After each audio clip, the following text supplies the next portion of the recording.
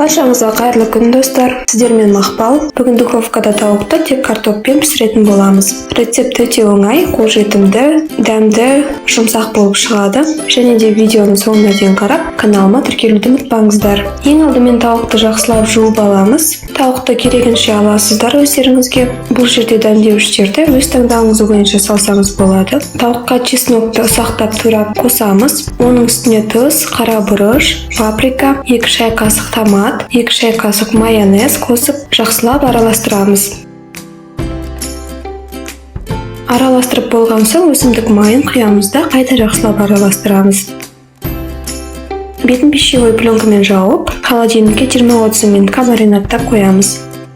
Міне тауықты холодильниктен шығарып, ыдысымызға тізіп қойдым. Духовкаға 200-250 градусқа 20-30 минутқа пісіріп аламыз. Тауық пісіп жатқанда картопты дайындап аламыз. Мен осылай турап қойдым. Картопты суық суға салып, тұзын дәміне қарай қосып аламыз. Сосын бір бұрқ еткізіп қайнатып аламыз.